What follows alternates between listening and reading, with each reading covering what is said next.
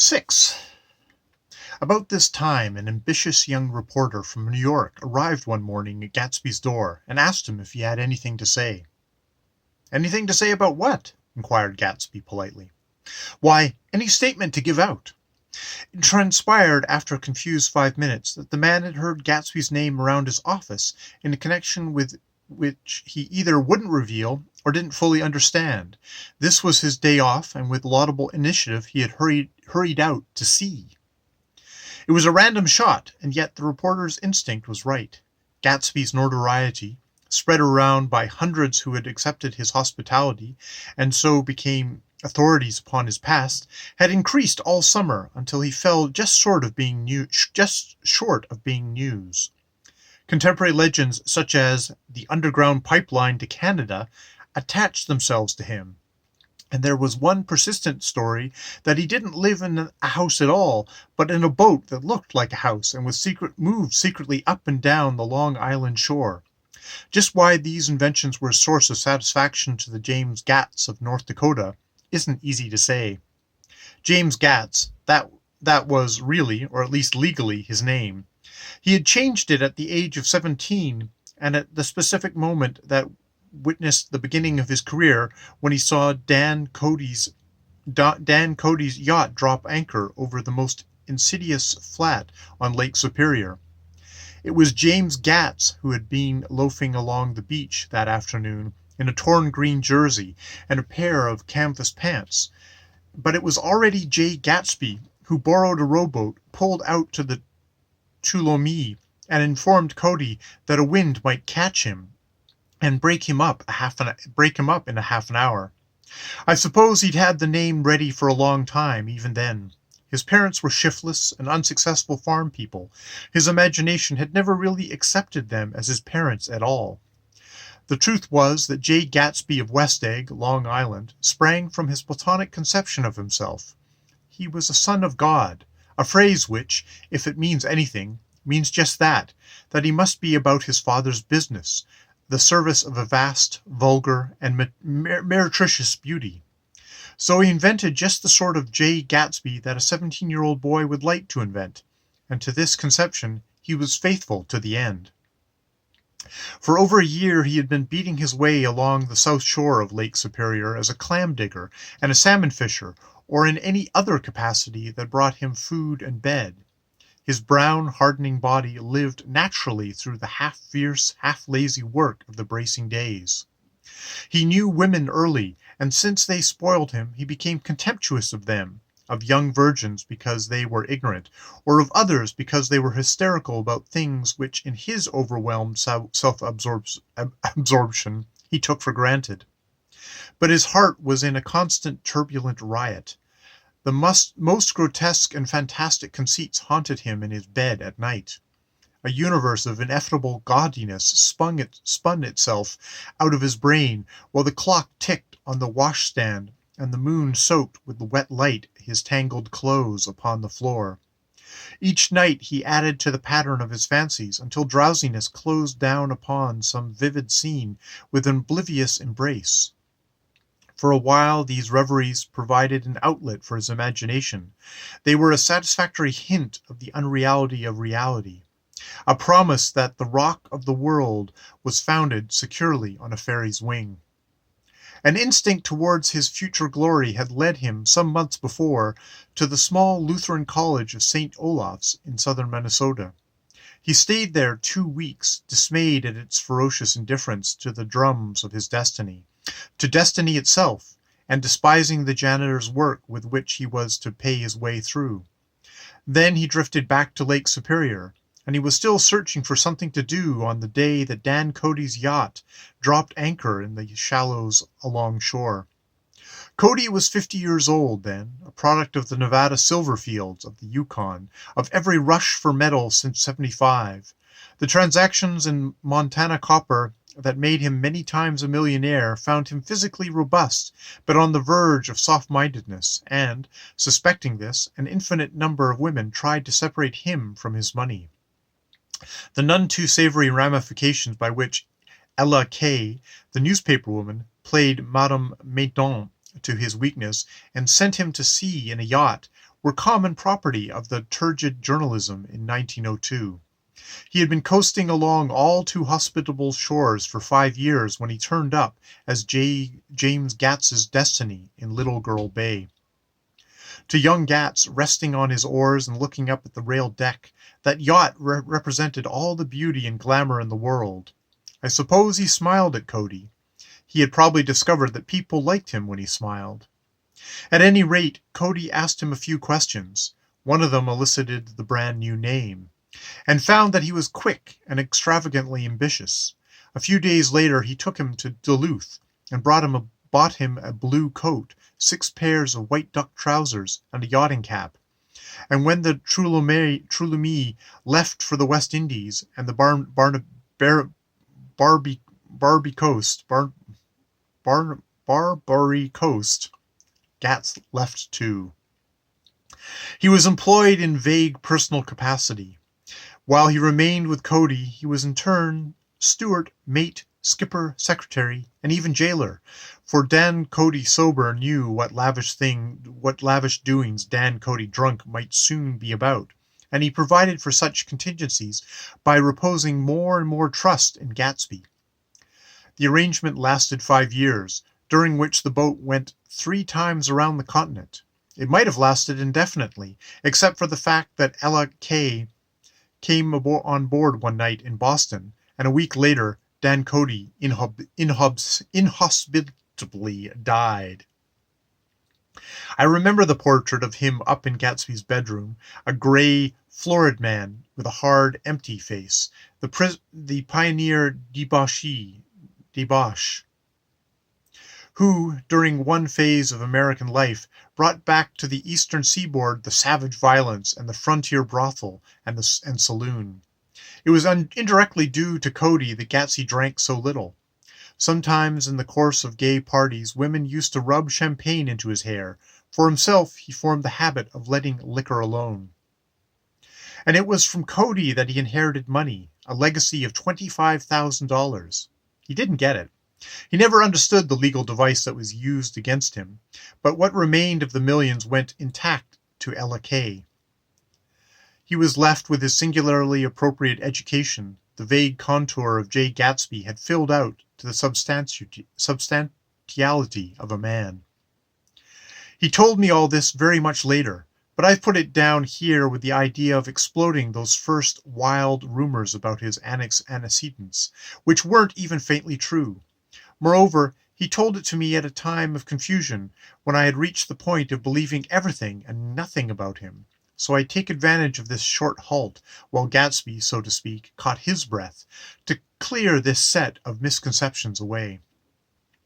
It was a halt, too, in my association with his affairs. For several weeks I didn't see him or hear his voice on the phone. Mostly I was in New York, trotting around with Jordan and trying to ingratiate myself with her senile aunt. But finally I went over to his house one Sunday afternoon. I hadn't been there 2 minutes when somebody brought Tom Buchanan in for a drink. I was startled, naturally, but the really surprising thing was that it hadn't happened before. They were a party of 3 on horseback, Tom and a man named Sloane, and a pretty woman in a brown riding habit who had been there previously. "I'm delighted to see you," said Gatsby, standing on his porch. "I'm delighted that you dropped in." As though they cared. "Sit right down. Have a cigarette or cigar." He walked around the room quickly, ringing bells. "I'll have something to drink for you in just a minute." He was profoundly affected by the fact that Tom was there, but he would be uneasy anyhow until he had given them something, realizing in a vague way that was all they came for. Mr. Sloane wanted nothing. A lemonade? No, thanks. A little champagne? Nothing at all, thanks. I'm sorry. Did you have a nice ride? Very good roads around here. I suppose the automobiles, yeah. Moved by an irresistible impulse, Gatsby turned to Tom, who had accepted the introduction as a stranger. "I believe we've met somewhere before, Mr. Buchanan." "Oh, yes," said Tom, gruffly polite, but obviously not remembering. "So we did. I remember very well. About 2 weeks ago." "That's right. You were with Nick here." "I know your wife," continued Gatsby almost aggressively. That so? Tom turned to me. You live near here, Nick? Next door. That so? Mr. Salone didn't enter into the conversation, but lounged back haughtily in his chair. The woman said nothing either, until, unexpectedly, after 2 highballs, she became cordial. We'll all come over to your next party, Mr. Gatsby, she suggested. What do you say? Certainly, I'd be delighted to have you. Be very nice, said Mr. Stallone without gratitude. Well, think ought to be starting home. Please don't hurry, Gatsby urged them. He had control of himself now, and he wanted to see more of Tom. Why don't you stay for supper? I wouldn't be surprised if some other people dropped in from New York. You come to supper with me? Said the lady enthusiastically. Both of you. This included me. Mr. Sloane got to his feet. Come along, he said, but only to her. I mean it, she insisted. I'd love to have you. Lots of room. Gatsby looked at me questioningly. He wanted to go, and he didn't see that Mr. Sloane had determined he shouldn't. I'm afraid I wouldn't be able to, I said. Well, you come, she urged, concentrating on Gatsby. Mr. Sloane murmured something close to her ear.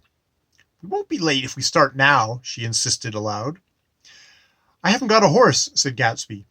I used to ride in the army, but I never bought a horse. I'll have to follow you in my car. Excuse me just for a minute. The rest of us walked out on the porch, where Sloane and the lady began an impassioned conversation aside. My God, I believe the man's coming, said Tom. Doesn't he know she doesn't want him? She says she does want him. She has a big dinner party, and he won't know a soul there, he frowned. I wonder what in the devil he met, where in the devil he met Daisy. By God, I may be old-fashioned in my ideas, but women run around too much these days to suit me. They meet all kinds of crazy fish. Suddenly, Mr. Sloane and the lady walked down the steps and mounted their horses. Come on, said Mr. Sloane to Tom. We're late. We've got to go. And then to me. Tell him we couldn't wait, will you? Tom and I shook hands. The rest of us exchanged a cool nod, and they trotted quickly down the drive, disappearing under the August foliage, just as Gatsby, with hat and light overcoat in hand, came out the front door. Tom was evidently perturbed at Daisy's running around alone, for on the following Saturday night he came with her to Gatsby's party. Perhaps his presence gave the evening its peculiar quality of oppressiveness. It stands out in my memory from Gatsby's other parties that summer. There were the same people, or at least the same sort of people, the same profusion of champagne, the same many-colored, many-keyed commotions, but I felt an unpleasantness in the air, a pervading harshness that hadn't been there before. Or perhaps I'd merely grown used to it, grown to accept West Egg as a world complete in itself, with its own standards and its own great figures, second to nothing because it had no consciousness of being so. And now I was looking at it again, through Daisy's eyes. It was so invariably saddening to look through new eyes at things upon which you have expended your own powers of adjustment. They arrived at twilight, and, as we strolled out among the sparkling hundreds, Daisy's voice was playing murmurous tricks in her throat. These things excite me so, she whispered. If you want to kiss me any time during the evening, Nick, just let me know, and I'll be glad to arrange it for you. Just mention my name, or present a green card. I'm giving out green. Look around, suggested Gatsby. I'm looking around. I'm having a marvelous. You must see the faces of many people you've heard about. Tom's arrogant eyes roamed the crowd. We don't go around very much, he said. In fact, I was just thinking I don't know a soul here. Perhaps you know that lady. Gatsby indicated a gorgeous, scarcely human orchid of a woman who sat in state under a white plum tree. Tom and Daisy stared with that peculiar, unreal feeling that accompanies the recognition of a hitherto ghostly celebrity of the movies. She's lovely, said Daisy. The man bending over her is her director. He took them ceremoniously from group to group. Mrs. Buchanan and Mr. Buchanan. After an instant hesitation, he added, the polo player. Oh, no, objected Tom quickly. Not me. But evidently the sound of it pleased Gatsby, for Tom remained the polo player for the rest of the evening. "I've never met so many celebrities," Daisy exclaimed. "I like that man. What was his name? With the sort of blue nose." Gatsby identified him, adding he was a small producer. "Well, I liked him anyhow. I'd a little rather not be the polo player," said Tom pleasantly. "I'd rather look at all those famous people in oblivion." Daisy and Gatsby danced. I remember being surprised by his graceful conservative foxtrot. I'd never seen him dance before. Then they sauntered over to my house and sat on the steps for half an hour, while at her request I remained watchfully in the garden. "In case there's a fire or a flood," she explained, "or any act of God." Tom appeared from his oblivion as we were sitting down to supper together. "Do you mind if I eat with some people over here?" he said. "A fellow's getting off some funny stuff." "Go ahead," answered Daisy genially. "And if you want to take down any address, here's my little gold pencil." She looked around after a moment and told me the girl was common but pretty. And I knew that except for the half hour she'd been alone with Gatsby, she wasn't having a good time. We were at a particularly tipsy table. That was my fault. Gatsby had been called to the phone, and I enjoyed these same people only 2 weeks before. But what had amused me then turned septic on the air now. "How do you feel, Miss Baedeker?" The girl addressed was trying unsuccessfully to slump against my shoulder. At this inquiry she sat up and opened her eyes. "What?" A massive and lethargic woman, who had been urging Daisy to play golf with her at the local club tomorrow, spoke in Miss Baedeker's defense. "Oh, she's all right now. When she's had 5 or 6 cocktails, she's always starts screaming like that. I tell her she ought to leave it alone." "I do leave it alone," affirmed the accused hollowly. "We heard you yelling, so I said to Doc Civet here, 'There's somebody that needs your help, Doc.'" "She's much obliged, I'm sure," said another friend without gratitude. "But you got her dress all wet when you stuck her head in the pool." "Anything I hate is to get my head stuck in the pool," mumbled Miss Baedeker. "They almost drowned me once over in New Jersey." "Then you ought to leave it alone," countered Dr. Civet. "Speak for yourself," cried Miss Baedeker violently. "Your handshakes. I wouldn't let you operate on me." It was like that. Almost the last thing I remember was standing with Daisy and watching the moving picture director and his star. They were still under the white plum tree, and their faces were touching, except for a pale, thin ray of moonlight between. It occurred to me that he had been very slowly bending towards her all evening to attain this proximity, and even while I watched, I saw him stoop one ultimate degree and kiss at her cheek. "I like her," said Daisy. "I think she's lovely." But the rest offended her, and inarguably because it wasn't a gesture but an emotion. She was appalled by West Egg, this unprecedented place that Broadway had begotten upon a Long Island fishing village, appalled by its raw vigor that chafed under the old euphemisms, and by the too obtrusive fate that heralded its inhabitants along a short-cut from nothing to nothing. She saw something awful in the very simplicity she failed to understand.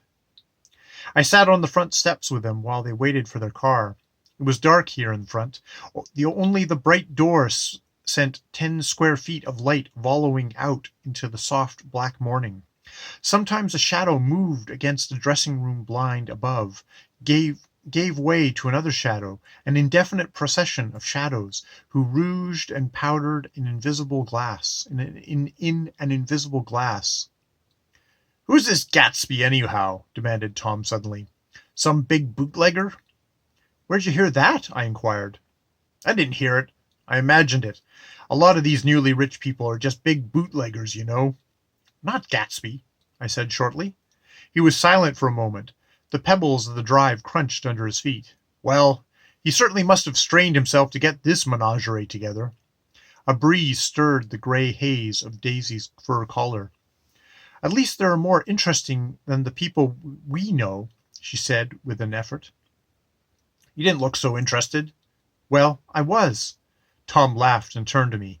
"Did you notice Daisy's face when that girl asked her to put her under a cold shower?"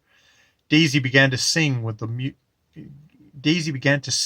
music in a husky, rhythmic whisper, bringing out a meaning in each word that had never that it had never had before and would never have again.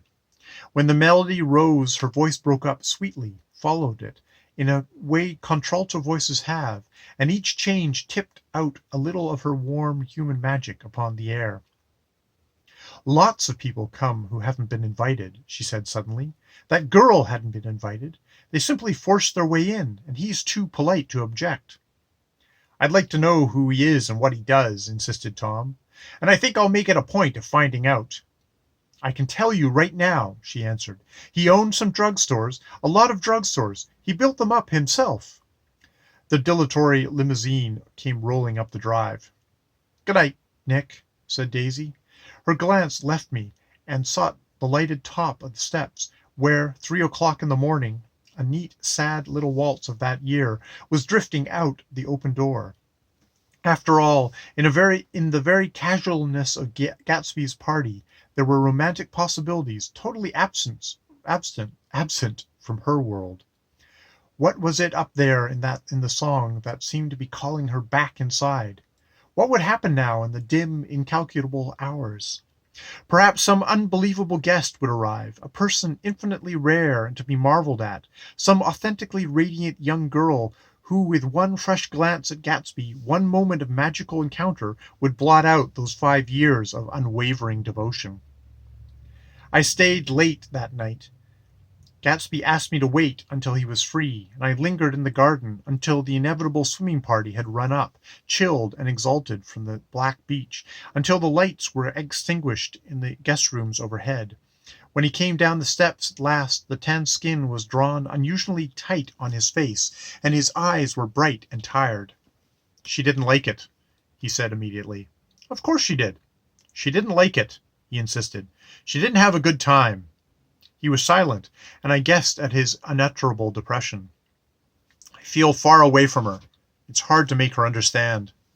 "You mean about the dance?" "The dance?" He dismissed all dances he had given with a snap of his fingers. "Old sport. The dance is unimportant." He wanted nothing less of Daisy than that she should go to Tom and say, "I never loved you." After she had obliterated 4 years with that sentence, they could decide upon the more practical measures to be taken. One of them was that, after she was free, they were to go back to Louisville and be married from her house, just as if it were 5 years ago. "She doesn't understand," he said. "She used to be able to understand. We'd sit for hours." He broke off and began to walk up and down the desolate path of fruit rinds and discarded favors and crushed flowers. "I wouldn't ask too much of her," I ventured. "You can't repeat the past." "Can't repeat the past?" he cried incredulously. "Why, of course you can." He looked around him wildly, as if the past were lurking here in the shadow of his house, just out of reach of his hand. "I'm going to fix everything the way it was before," he said, nodding determinedly. "She'll see." He talked a lot about the past, and I gathered that he wanted to recover something, some idea of himself, perhaps, that had gone into loving Daisy. His life had been confused and disordered since then, but if he could once return to a certain starting place and go over it all slowly, he could find out what that thing was. One autumn night, 5 years before, they had been walking down the street when the leaves were falling, and they came to a place where there were no trees and the sidewalk was white with moonlight. They stopped here and turned towards each other. Now it was a cool night with that mysterious excitement in it which comes of the 2 changes of the year. The quiet lights in the houses were humming out into the darkness, and there was a stir and bustle among the stars. Out of the corner of his eye, Gatsby saw the blocks of sidewalks really formed a ladder and mounted to a secret place above the trees. He could climb it, if he climbed alone, and once there, he could suck on the pap of life, gulp down the incomparable milk of wonder. His heart beat faster as Daisy's white face came up to his own. He knew that when he kissed this girl, and forever wed his unutterable visions to her perishable breath, his mind would never romp again like the mind of God. So he waited, listening for a moment longer to the tuning fork that had been struck upon a star. Then he kissed her. At his lips' touch, she blossomed for him like a flower, and the incarnation was complete. Through all he said, even through his appalling sentimentality, I was reminded of something, an elusive rhythm, a fragment of lost words that I had heard somewhere a long time ago. For a moment a phrase tried to take shape in my mouth, and my lips parted like a dumb man's, as though there was more struggling upon them than a wisp of startled air. But they made no sound, and what I had almost remembered was uncommunicable forever.